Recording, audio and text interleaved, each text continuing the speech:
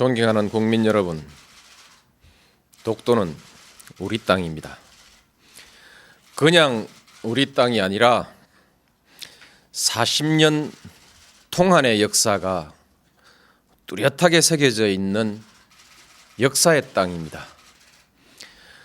독도는 일본의 한반도 침탈 과정에서 가장 먼저 병탄되었던 우리 땅입니다.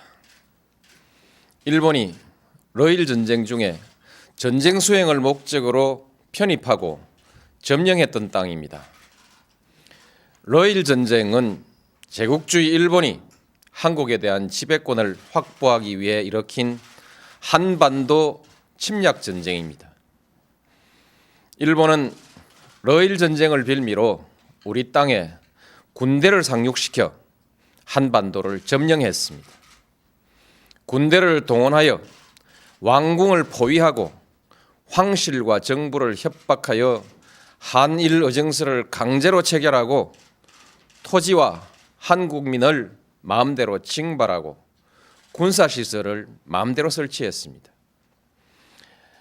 우리 국토 일부에서 일방적으로 군정을 실시하고 나중에는 재정권과 외교권마저 박탈하여 우리의 주권을 유린했습니다.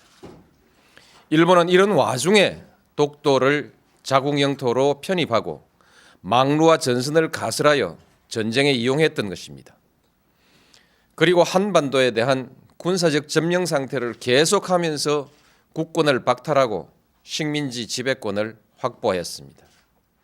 지금 일본이 독도에 대한 권리를 주장하는 것은 제국주의 침략 전쟁에 의한 점령지의 권리, 나아가서는 과거 식민지 영토권을 주장하는 것입니다. 이것은 한국의 완전한 해방과 독립을 부정하는 행위입니다. 또한 과거 일본이 저지른 침략 전쟁과 학살, 40년간에 걸친 수탈과 고문, 투옥, 강제징용, 심지어 위안부까지 동원했던 그 범죄의 역사에 대한 정당성을 주장하는 행위입니다. 우리는 결코 이것을 용납할 수가 없습니다. 우리 국민에게 독도는 완전한 주권 회복의 상징입니다. 야스쿠니 신사 참배, 역사 교과서 문제와 더불어 과거 역사에 대한 일본의 인식, 그리고 미래의 한일 관계와 동아시아의 평화에 대한 일본의 의지를 가늠하는 시금석입니다. 일본이 잘못된 역사를 미화하고 그에 근거한 권리를 주장하는 한 한일 간의 우호관계는 결코 바로 설 수가 없습니다. 일본이 이들 문제에 집착하는 한 우리는 한일 간의 미래와 동아시아의 평화에 대한 일본의 어떤 수사도 믿을 수가 없을 것입니다. 어떤 경제적인 이해관계도 그리고 문화적인 교류도 이 벽을 녹이지는 못할 것입니다. 한일 간에는 아직 배타적 경제 수역의 경계가 획정되지 못하고 있습니다. 이는 일본이 독도를 자기 영토라고 주장하고 그 위에서 독도 기점까지 고집하고 있기 때문입니다. 동해 해저 지명 문제는 배타적 경제 수역 문제와 연관되어 있습니다.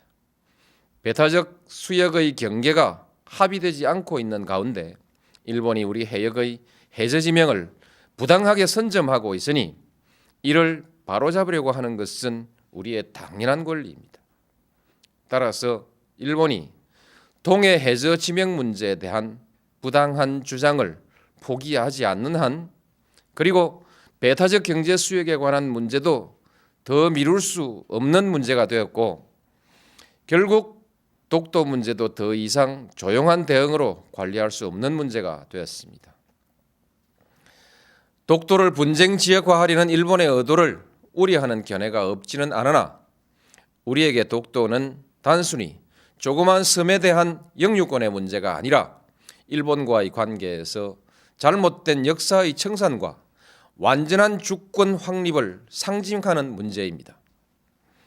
공개적으로 당당하게 대처해 나가야 할 일입니다. 존경하는 국민 여러분, 이제 정부는 독도 문제에 대한 대응 방침을 전면 재검토하겠습니다. 독도 문제를 일본의 역사 교과서 왜곡, 야스쿠니 신사 참배 문제와 더불어 한일 양국의 과거사 청산과 역사 인식, 자주 독립의 역사와 주권 수호의 차원에서 정면으로 다루어 나가겠습니다. 물리적인 도발에 대해서는 강력하고 단호하게 대응해 나갈 것입니다. 세계 여론과 일본 국민에게 일본 정부의 부당한 처사를 끊임없이 고발해 나갈 것입니다. 일본 정부가 잘못을 바로잡을 때까지 전 국가적 역량과 외교적 자원을 모두 동원하여 지속적으로 노력해 나갈 것입니다. 그 밖에도 필요한 모든 일을 다 할 것입니다. 어떤 비용과 희생이 따르더라도 결코 포기하거나 타협할 수 없는 문제이기 때문입니다. 저는 우리의 역사를 모독하고 한 국민의 자존을 저해하는 일본 정부의 일련의 행위가 일본 국민의 보편적인 인식에 기초하고 있는 것은 아닐 것이라는 기대를 가지고 있습니다.